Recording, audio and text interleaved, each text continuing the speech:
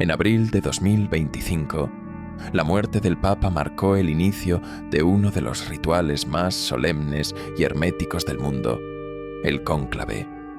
Durante días, 120 cardenales, aislados del exterior en la Capilla Sixtina, buscaron no solo un nuevo líder espiritual, sino una dirección para la Iglesia Católica en medio de tensiones ideológicas, desafíos globales y una creciente inquietud escatológica.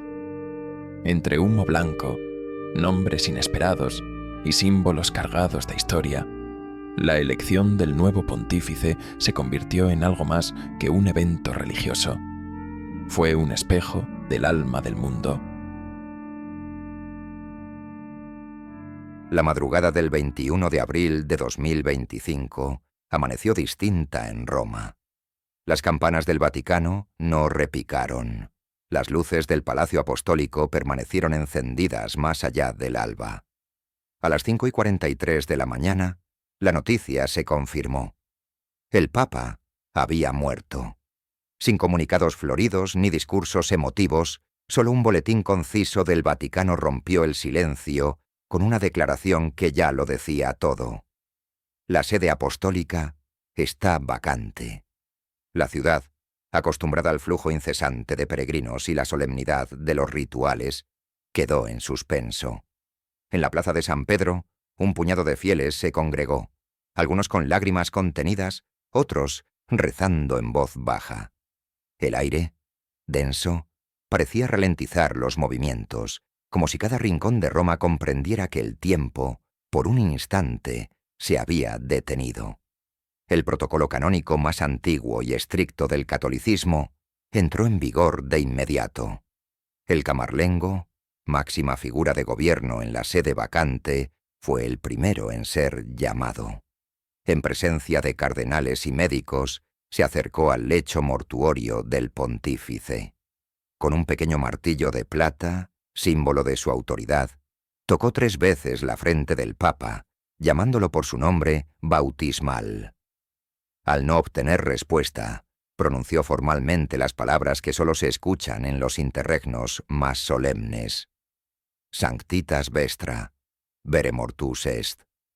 A partir de ese momento, el cuerpo del Papa pasó a ser un símbolo en tránsito, y su anillo del pescador fue destruido con un golpe seco, como manda la tradición. La sede de Pedro quedaba oficialmente vacante. El camarlengo selló los aposentos papales, como marca la Constitución Apostólica Universi Dominici Gregis, y asumió temporalmente las funciones administrativas de la Iglesia, sin poder de decisión doctrinal, espiritual ni pastoral. Mientras tanto, los operarios del Vaticano comenzaban los preparativos fúnebres. El cuerpo sería expuesto durante 9 días de luto, novendiales, en la Basílica de San Pedro, mientras el mundo, y especialmente el Colegio de Cardenales, se preparaba para el acto más decisivo de la Iglesia, la elección del nuevo Papa.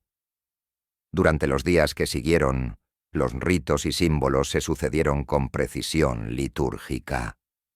Los discursos de líderes religiosos y jefes de Estado no aportaron certezas, solo repitieron lo evidente: el pontificado había terminado. Lo que comenzaba ahora era una etapa aún más cargada de peso histórico y espiritual. En el aire flotaba una pregunta que se negaba a ser pronunciada, pero que cada mirada, en la plaza, en las sacristías, en las redacciones de todo el mundo, contenía con una mezcla de expectativa, temor y fe. ¿Quién ocupará ahora el trono de Pedro? Ese no era un interrogante banal. Era la antesala de una decisión que no solo marcaría el futuro de la Iglesia Católica, sino también las coordenadas espirituales, culturales y políticas de un siglo en crisis. Y como tantas veces en la historia, todo comenzaba con un silencio, uno que resonaba entre las columnas de Bernini como un presagio. 15 días después de la muerte del Papa, Roma se prepara para cerrar las puertas del mundo exterior. A primera hora de la mañana, bajo la vigilancia de la Guardia Suiza, 120 cardenales atraviesan en procesión los corredores del Vaticano. Visten de púrpura, símbolo de penitencia y discernimiento, y caminan en silencio desde la Domus Sanctae Martae hasta la Capilla Sixtina, que los acogerá hasta que uno de ellos sea proclamado sucesor de Pedro. Al ingresar, pronuncian el juramento más solemne: mantener en secreto absoluto todo lo que escuchen, digan y vean durante el cónclave. Se apagan los teléfonos, se cierran los canales de comunicación, se bloquean las ventanas. Una vez pronunciada la fórmula ritual, el maestro de ceremonias declara las palabras definitivas: extra omnes. Todos los no autorizados deben salir. Las puertas de la Sixtina se cierran. El cónclave ha comenzado. El ritual del cónclave está regulado por siglos de tradición y derecho canónico. Los cardenales electores, todos menores de 80 años, son alojados en el edificio anexo de Santa Marta, pero sus desplazamientos están rigurosamente controlados. No pueden recibir visitas, leer prensa ni tener acceso a dispositivos electrónicos. El aislamiento es total. Lo que se decide en esas jornadas pertenece solo al cielo. Y a ellos. Dentro de la Capilla Sixtina, bajo el juicio final de Miguel Ángel, cada detalle tiene significado. Las mesas dispuestas en forma de herradura, la urna donde se depositan las papeletas, la estufa de 2 compartimentos, una para quemar las papeletas, otra para producir el humo, son parte de una coreografía antigua, diseñada para preservar el sigilo y el orden. Cada cardenal escribe el nombre de su elegido en latín, lo dobla cuidadosamente y lo deposita frente al altar. Luego pronuncia: Testor, Christum Dominum, qui me judicaturum esse. Juro ante Cristo, el Señor, que mi voto es dado al que, ante Dios, considero debe ser elegido. Las papeletas se cuentan, se abren y se leen en voz alta. Si ningún candidato obtiene 2/3 de los votos, se queman con un químico que produce humo negro. 2 veces por la mañana, 2 por la tarde.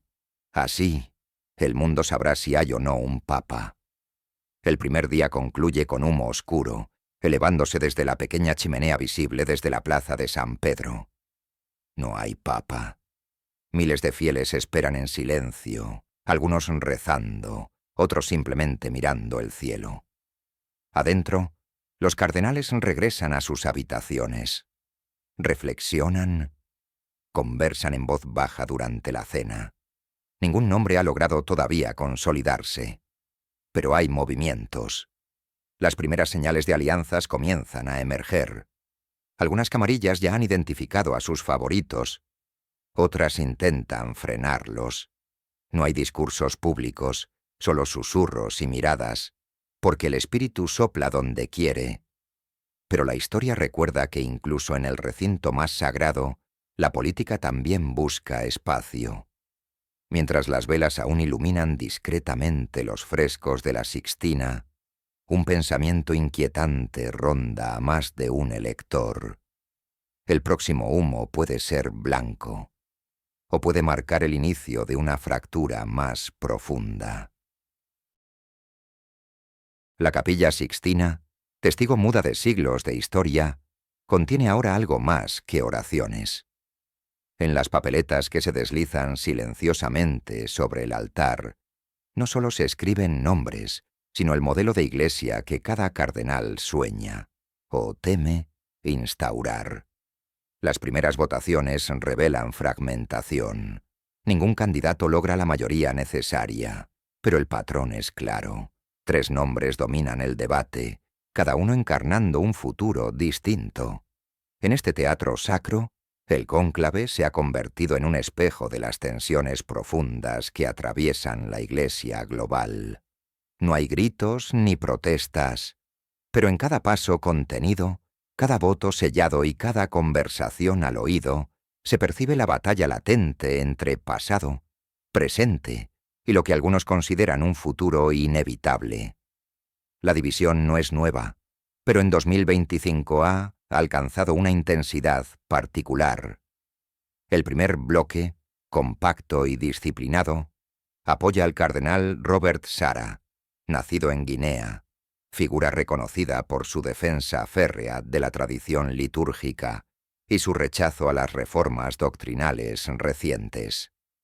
Para sus aliados, Sarah representa una restauración del orden, una iglesia que debe volver a ser roca inamovible en un mundo convulso. Para sus detractores, es un salto atrás, hacia una rigidez que podría alejar aún más a las nuevas generaciones.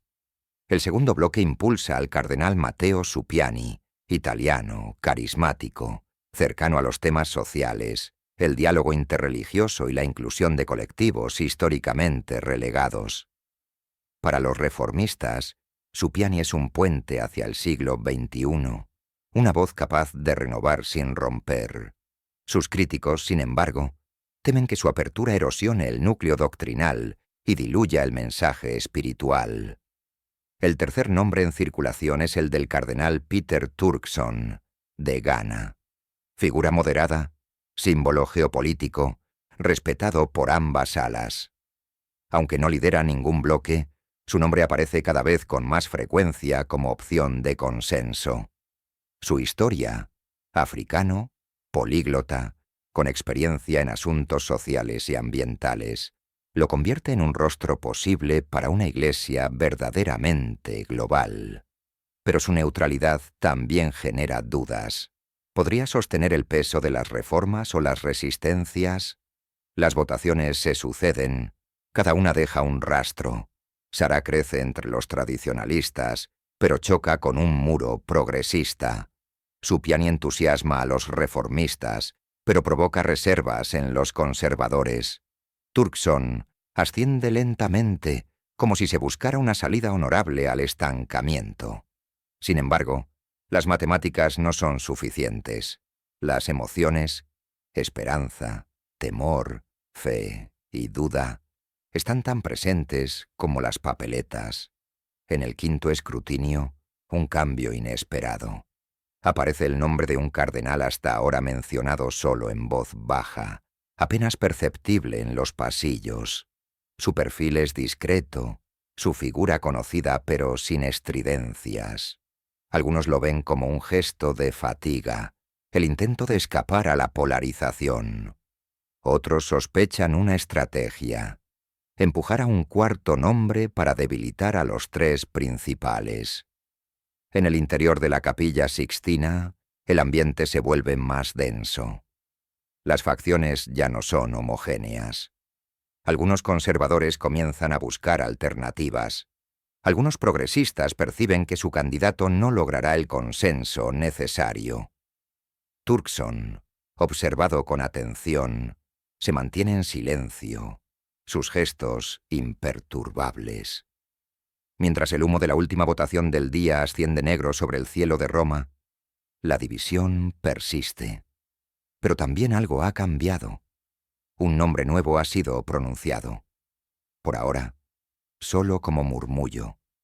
Pero en los cónclaves, los murmullos tienen peso. El dilema ya no es solo quién puede ser papa, sino qué iglesia será la que se levante desde esas cenizas. ¿Una fortaleza? ¿Un hospital de campaña? ¿O una barca en mitad de la tormenta, aún buscando capitán? En la penumbra ritual de la Capilla Sixtina, donde cada palabra pesa más que el mármol que la rodea, un cardenal de voz pausada y edad avanzada, casi un espectro en sotana púrpura, rompe el silencio durante un momento de descanso entre votaciones. Con tono sereno, menciona a San Malaquías. No lo hace como advertencia, ni como burla, sino como quien recuerda una antigua página que, de pronto, parece pertinente. Un murmullo leve recorre a los presentes. Algunos sonríen, otros se incomodan, pero la semilla está sembrada. Entre siglos de teología y decoro, la profecía olvidada vuelve a hacerse presente. Una lista críptica de lemas latinos que, desde el siglo XII, habría anticipado cada pontificado. Según esa tradición, el próximo en ser elegido sería el último, el Papa del fin. La profecía atribuida a San Malaquías, arzobispo de Armagh en Irlanda, ha sido tema de estudio, burla y temor en igual medida.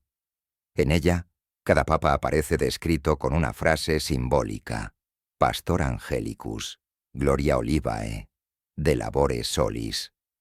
Muchos de esos lemas parecen coincidir de forma enigmática con características del pontificado correspondiente. Y en esa lista, después del actual Papa fallecido, el último lema es breve y ominoso: Petrus Romanus. Según la interpretación más extendida, Pedro el Romano gobernaría en tiempos de gran tribulación, entre ruinas espirituales y caos social. En medio de persecuciones, él sostendría la fe hasta el colapso final. La ciudad de las 7 colinas será destruida, advierte el texto, y el juez juzgará a su pueblo. La Iglesia nunca ha reconocido oficialmente esta profecía, pero tampoco la ha condenado del todo. Ha permanecido, como otras visiones apocalípticas, las de Fátima, las de Garabandal, las de Akita, en una zona ambigua entre lo ignorado y lo temido.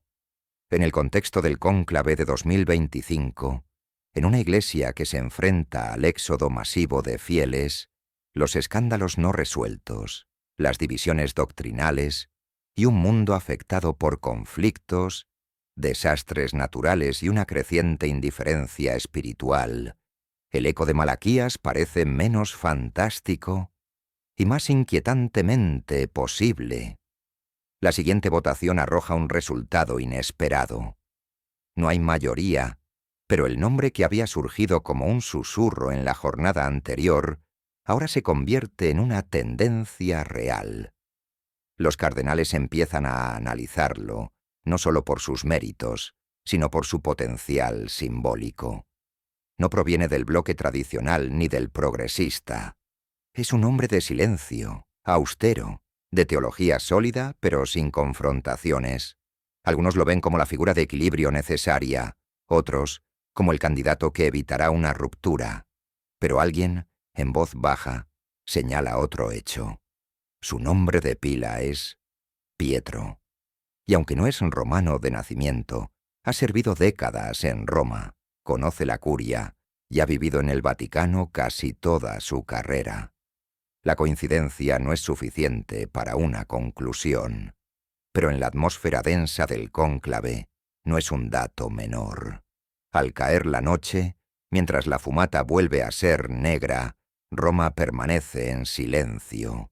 En el mundo, los medios enumeran favoritos, pero el verdadero giro no está en las encuestas ni en los análisis externos. Está en una página medieval, olvidada por muchos, recordada ahora en voz baja, entre columnas de mármol. La elección se aproxima, pero una pregunta se instala en la mente de algunos.